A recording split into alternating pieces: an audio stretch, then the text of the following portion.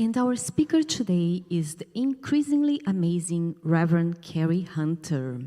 Many of you already know Reverend Carrie, as she has been teaching in BC for more than 20 years. Carrie is the spiritual director of the Center for Spiritual Living in Victoria, and we thank them for sharing her with us again today. Prior to ministry, Reverend Carrie was the founder of the Banff World Media Festival, which is annually attended by many of Hollywood's top film and TV directors, screenwriters, and producers, as well as executives from PBC, BBC, CBC, ABC, Sony Pictures, HBO, and many others.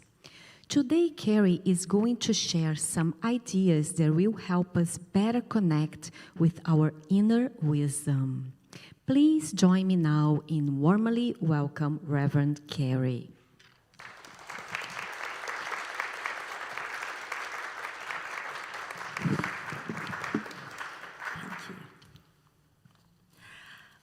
Thank you, everyone, and good morning. Bless you all for putting on your running gear and running here this morning. It's wonderful to see that you made it through however you did, and I've already heard some amazing stories about everyone's adventures. So welcome to you all. Welcome to those who are online this morning.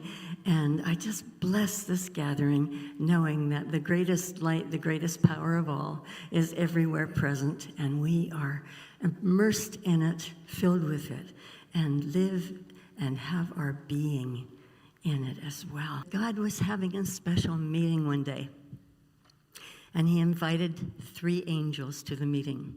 And one was Gloria, his brightest, most special angel. And the other one was Lucinda, his second brightest, most special angel. And the third was Michael, who was, sometimes up, sometimes not so up. And God said that he had a great secret, the secret of life, and the power that, would be embedded in every heart, in every human heart. And he said, I'm trying to figure out where to put it, because he said, it has to be somewhere where people will only find it when they're really ready.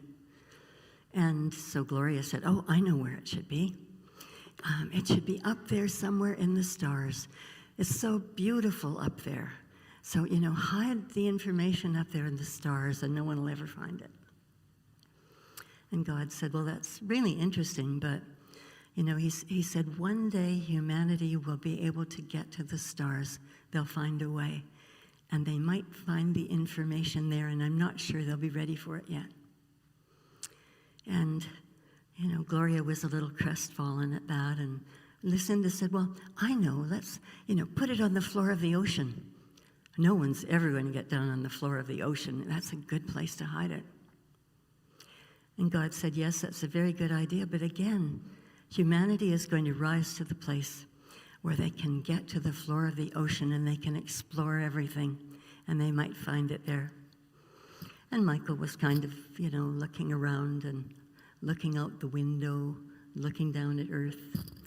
And he said, why don't you just put it in the human heart? Nobody will ever find it there. And God said, that is brilliant, absolutely brilliant. That's where we're going to put it. And so, of course, what we are always told is the longest journey we'll ever take is the 18 inches from our heads to our hearts. And here we have our brains, here we have the intellect, here the intelligence. And in our hearts, we have the truth. What we're not so often aware of is that our hearts have greater memory than our brains. Our hearts have 40 times the vibration of our brains. This has been measured. And so when you think about that, if we're coming from our hearts, whether we're speaking or praying, that vibration is 40 times stronger, and it is going out a whole lot beyond what we could even imagine. And it's kind of hard for us to get our minds around that, because from the time we're little, we're taught that it's really good to be really intelligent. and to really do well in school. And so we start studying things that become part of our reality, what's called our accumulated consciousness. Everything we've ever been taught, everything that we've ever experienced is stored there in our subconscious mind. And it is affecting us every moment of every day until we get to know what we know here. And that's that our conscious minds can change what's in the subconscious if our lives aren't as perfect as we want them to be. But this business about the memory in the heart, everything is stored there. And I've read books about near-death experiences and about heart transplants. And one of the most amazing stories that I really love is a story of a husband and wife who were both doctors in a hospital. And they were taking a holiday. They were going on a road trip. And as they were driving along, they started to have an argument about something. And the husband was driving the vehicle, and he was looking at his wife, and the car went off the road, and he was instantly killed. And his wife was relatively uninjured.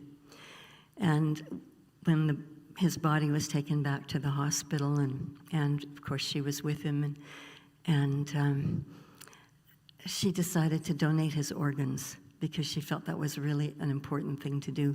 They'd both always believed that. And so his heart was given to a young Mexican boy. The young man was 19 years old and was in heart failure at the time. And when he came out of the surgery, his mom was with him, and when he finally was conscious again, he looked at his mom and he said, "Everything is copacetic." And then he kind of drifted off and slept for a while. And about a year later, the doctor, the wife of the man who died, said to one of her colleagues, "I really want to meet the person who has my husband's heart." And he said, "Well, let's see if we can arrange it. They'll have to agree to it." So he got in touch with the family, and the young man said yes, he would agree to come to the hospital and meet. So they selected a certain day, and they were going to meet in the chapel at the hospital. And they were going to meet at 10:30 in the morning. And so the doctor was there with her colleague because she wanted the company of a good friend. And 10:30 arrived, and there was no one else there, and they waited for another 10 minutes, and so the friend said, "I think we need to go. He's not going to show up." And she said, "No, he's here in the hospital. I felt my husband's heart come into the hospital." And she said, "We have to sit here until he comes." And so another 20 minutes passed, and the young man walked into the chapel with his mom. And he was so apologetic. He said they got into the hospital, they couldn't find the chapel. And so they sat and talked for a while, and the young man was sitting next to the wife of the man whose heart that he had. And she said, "Would it be all right if I put my head next to your heart?" She said, "I want to listen." And he said, "Of course." So she put her head next to his heart, and she listened for about 10 minutes. And then she looked at him, and she said, "Everything is copacetic." And his mother said, "What did you say?" And she said, "Everything is copacetic." And she said, "What does that mean?" And she said, "Well, it means everything's okay." And she said, "Well, when my son came out of the anesthetic, he said, 'Everything is copacetic,' and neither one of us knew what that word meant." And she said, "Oh, my husband used to say it all the time." And so then they chatted about his life and how the memories that he was having, the dreams that he was having. And he all of a sudden fell in love with jazz. And as a 19-year-old, he was never interested in it at all before. And his taste in food changed. He'd always liked really spicy food, but now he liked different kinds of food. And as they talked, everything that had changed in his life were related to that heart and to the man whose heart he had. And I love that story. I think it's so extraordinary that people who go through heart transplants start to have the memories of the people whose hearts they have. And one of the most dramatic ones, and I won't get into the whole story, but it was of a young woman who had been killed. And when her heart was transplanted into a 12-year-old girl, the 12-year-old girl started having nightmares that somebody was trying to kill her, was chasing her. And her mother took her to a therapist. And the therapist called in the police. And the police did a sketch of the man that she could describe perfectly. And they were able to find the man and arrest him for murder. You know, from a memory in the heart. And so I don't think that we give our hearts enough credit for what's there. And I would suggest that, you know, the intellect is in the brain, but the wisdom is in the heart. And we need to remember that, because the deeper that we get into spirituality, you know, the deeper we go into our hearts, we start to trust that. It is intuition. And the more that we are in touch with our intuition, the more we are able to make decisions that have great wisdom in them, rather than trying to figure it all out and overthinking things, and sometimes thinking, well, I don't know, that's kind of a crazy idea. I'm not sure that I should do that. And thinking that maybe we know more than God does. You know, what arrogance there is to think that we know more than God.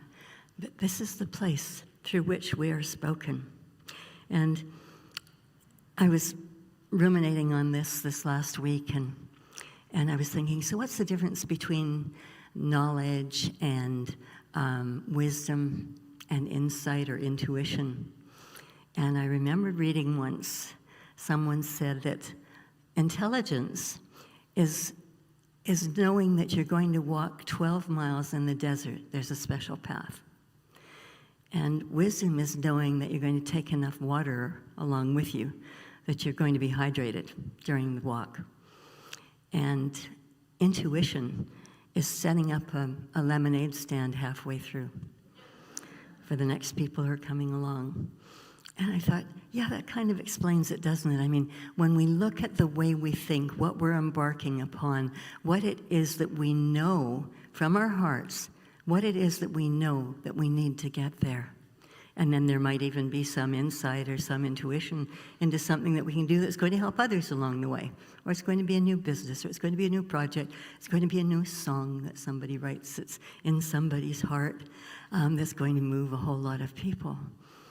And so today I'm really talking about living in the wisdom, you know, living in the heart. And the wonderful poet Rumi, who is my all-time favorite poet, said that he had always been a seeker. And he said, I still am.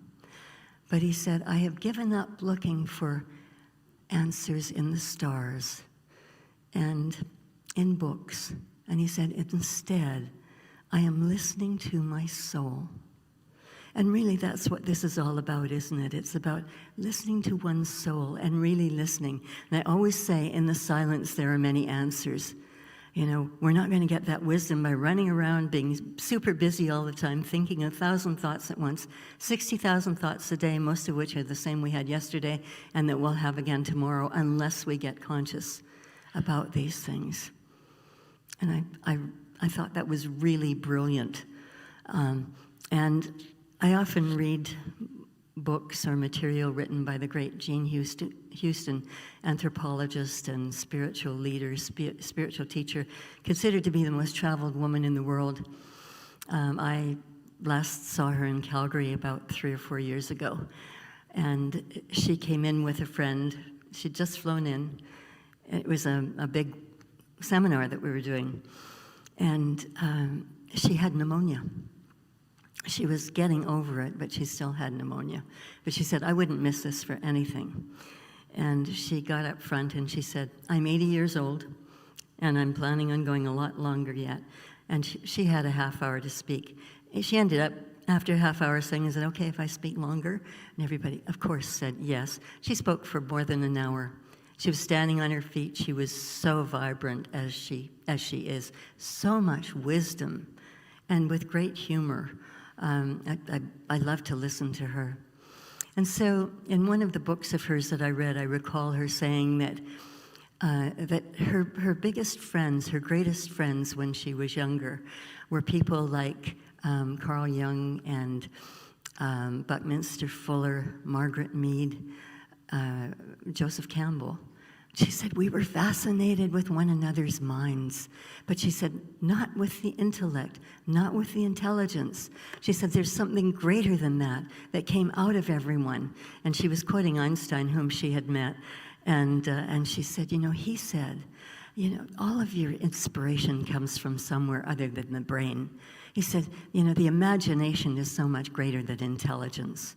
And so he said, imagine things. He said, the kids who went to school and who were always staring out the window and dreaming, and the teachers would get so upset with them, he said, those are the ones who will probably have gone on to do great things in life.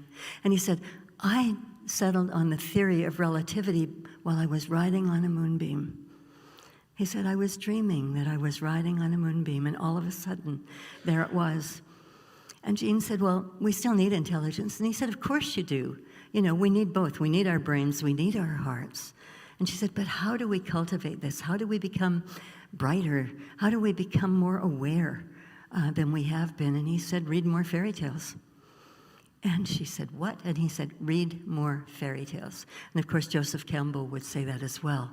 Because most fairy tales, not the ones that have just been created in recent years, but most of the old fairy tales were created during times when the Christian church was in trouble. And so these fairy tales were created to tell a story, a spiritual story. And, you've heard the expression, weaving a yarn.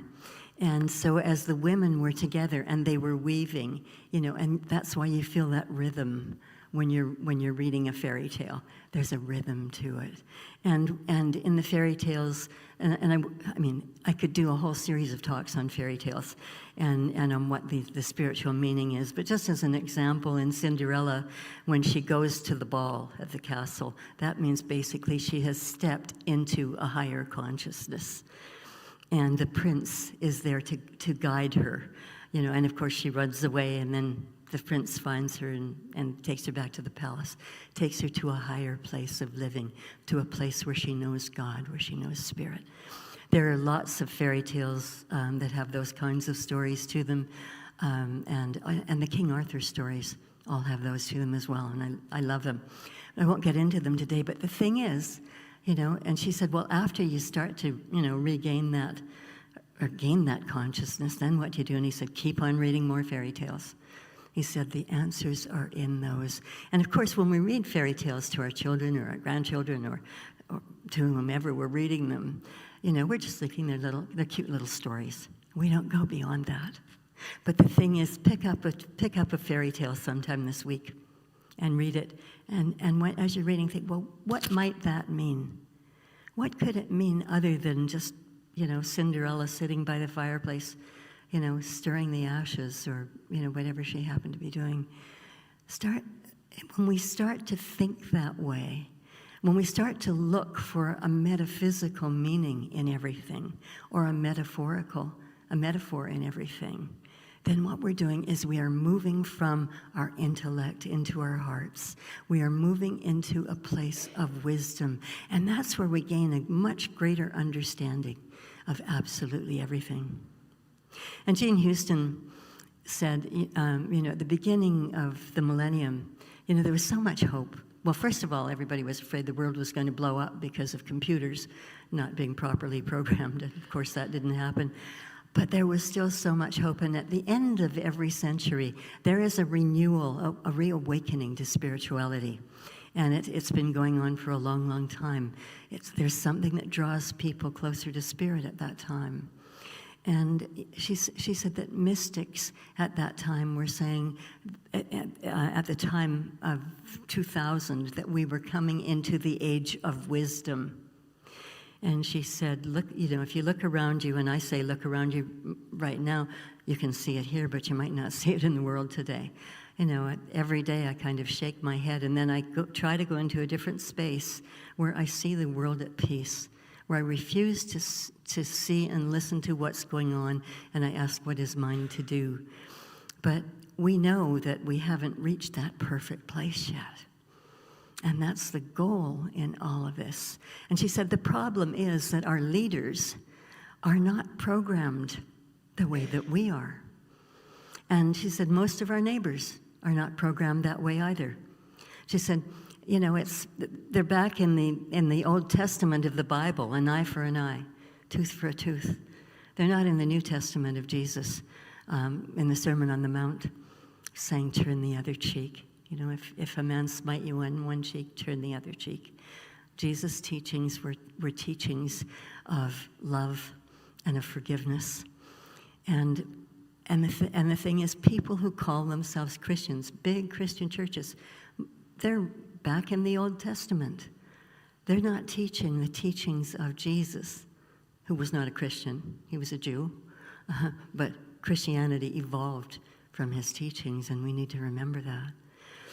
And so Jean said, the thing is that we can't count on our leaders. We can't count necessarily on our neighbors to be the people who are going to lead us through this time. She said, we have to be in our hearts. We have to be forgiving. We have to be understanding.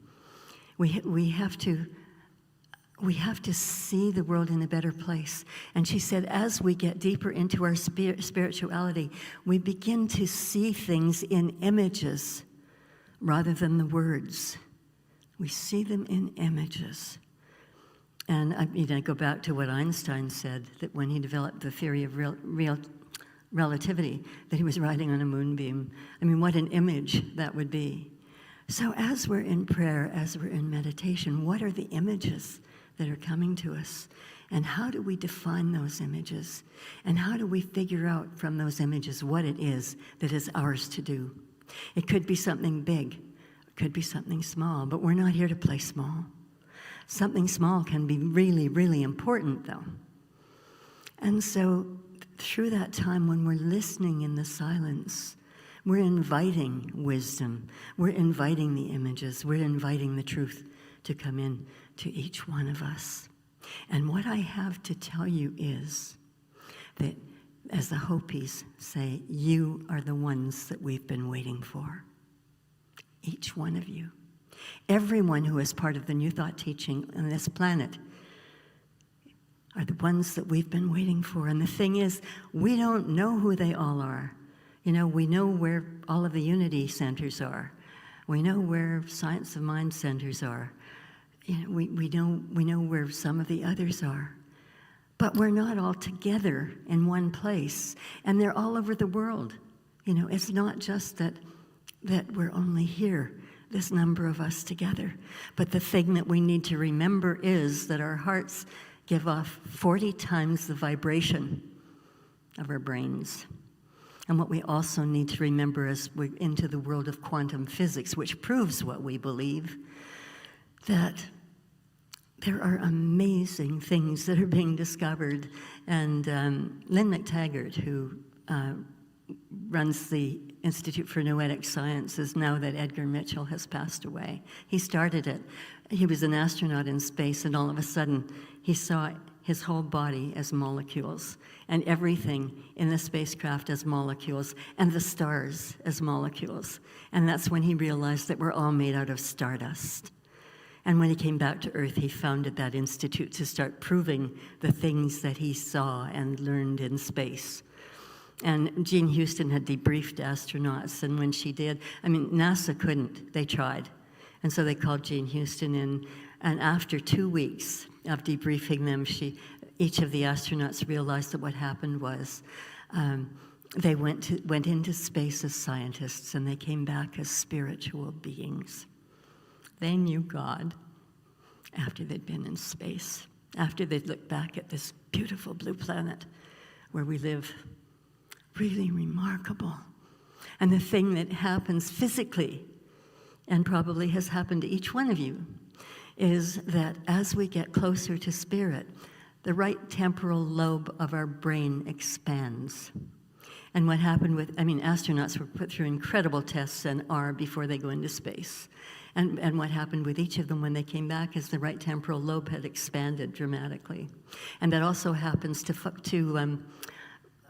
pilots, test pilots, when they would lose consciousness for a moment. And And then they would come back, and the right temporal lobe of their brain would have expanded. And they have a special patch that they wear on the sleeves of their uniforms, and it has a lightning bolt going through it. And it means I have been to the other side and I have seen God. You know, we don't think like this all the time. I don't think like this all the time. I got caught up in, oh, I've got to do this today, and then that thing happened, and that person did this and that, and I've got to go and, you know, we get caught up in those things. Let us be caught up in the miracle of who we are, that we are each spirit having a human experience, that this spirit lives within us, and when we listen, we hear what it is that is ours to do. And the thing is that when we pray, we are shifting the energy not just in this room, not just in this community, not just in this beacon of light that is unity, but we are shifting energy throughout the world. You know, one of the experiments that was done by the Institute of Noetic Sciences, and they continue all the time. If you haven't read any of Lynn McTaggart's books, I suggest them, starting with The Field. And what happened was 2 molecules were selected, and one was left in North America and protected, and the other one was taken to Japan and protected. And then the one that was here in North America, scientists started to, for my word, not a scientific expression, they started to tinker with it. And as they did it, the exact same moment, the molecule in Japan started to respond exactly the same way. There is no time or space when it comes to the mind, to thoughts, to those kinds of things. Our bodies, it's like a giant email system, sending out an email to every cell, telling it what to do. But we need to be in touch with it. We need to say, I am health. I am prosperity. I am love. I am compassion. Whatever the qualities of God that you are thinking that you want to be, that is what you're creating through this email system. And it is so extraordinary. And so do not think that you are something small and insignificant. You are magnificent. That magnificence lives within each one of you, and all we have to do is to awaken to it, to know it's there, to understand it, and never to let it go, and to know that we are one with every other living creature, because God is all there is. And so when we look at someone who's down and out, or we look on someone that somebody might be frightened about or what, see the face of God. And know that you're looking at the face of God. And the energy, the vibration that you give off is healing.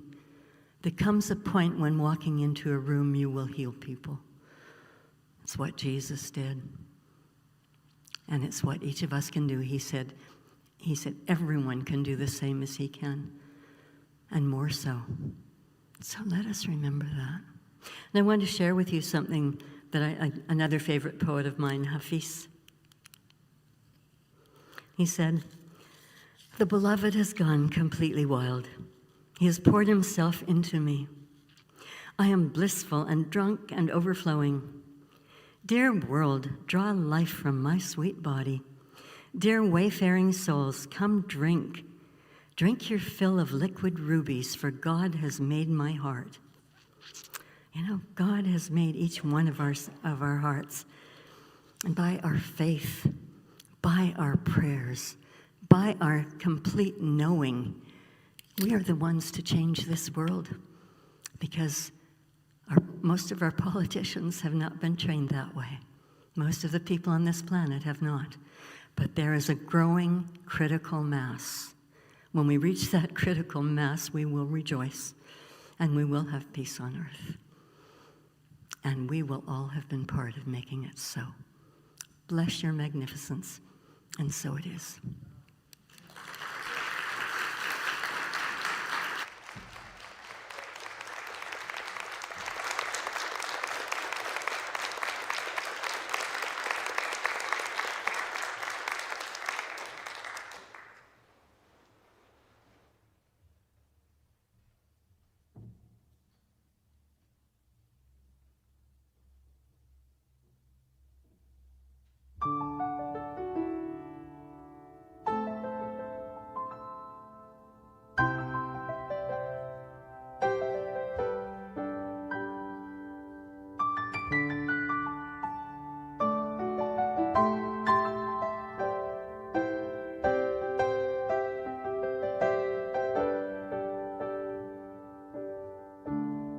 gonna teach you part of my song,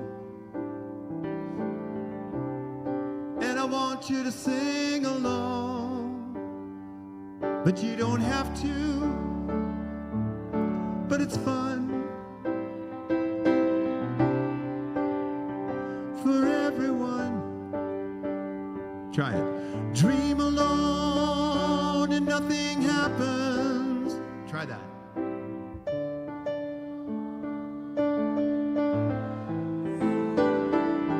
Dream with others and change the world. Try it.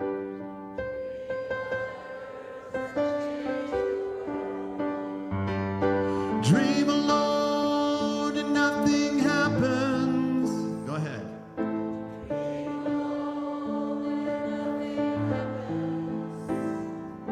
Dream with others and change the world.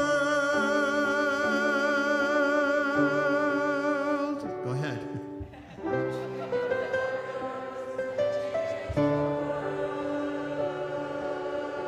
Oh, you are so good.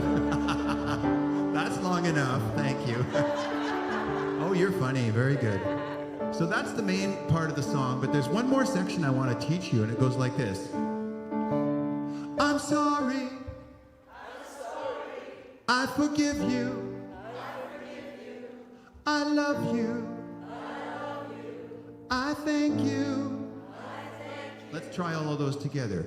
I'm sorry. I forgive you. I love you. I thank you. Now, je suis désolé. Pardonne-moi. Je t'aime. Et merci. Yeah, en français. Just for fun.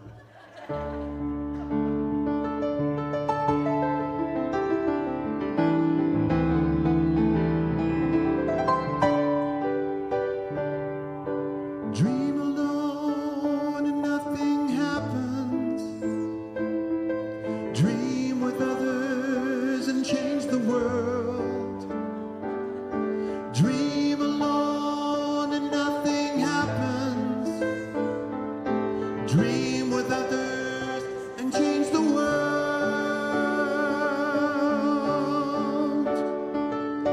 Listen, friends, I'll give you the news. Some ideas I know you will use. Show your love, it's easy to find. Never miss a chance to be kind. If someone's hurting, it may be hidden. Help them out, their stories rewritten. Make a difference together.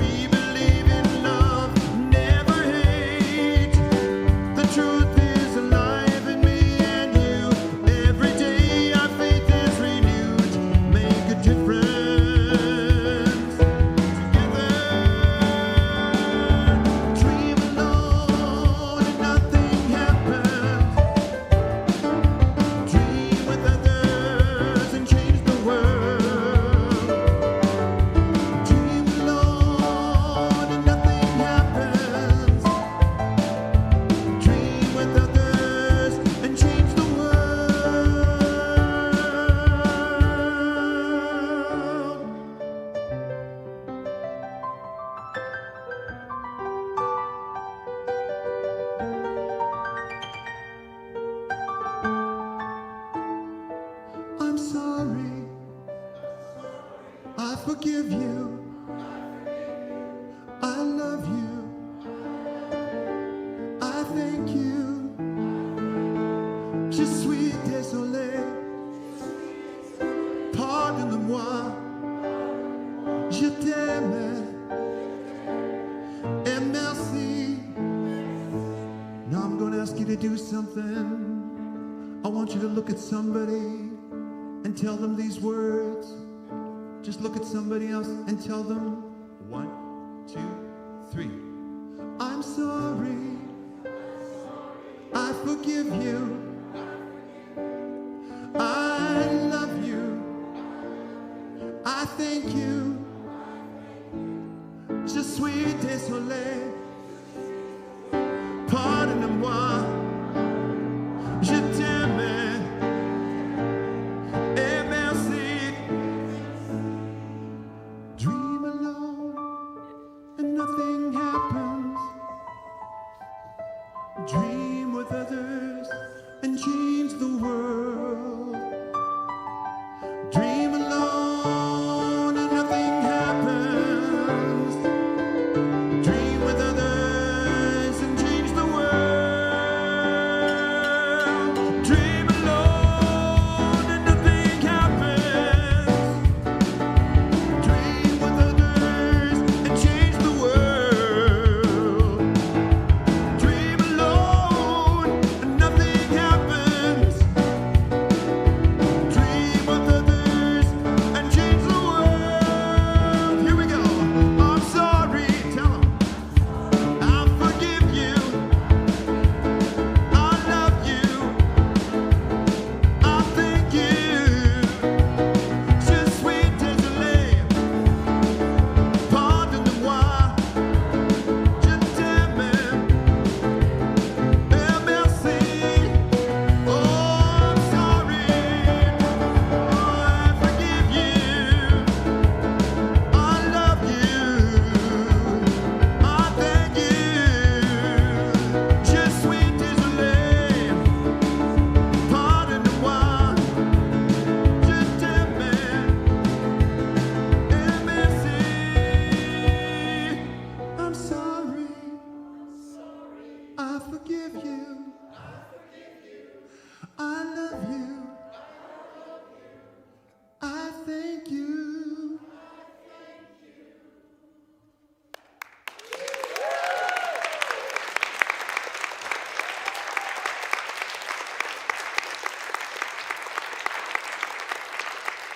Wow.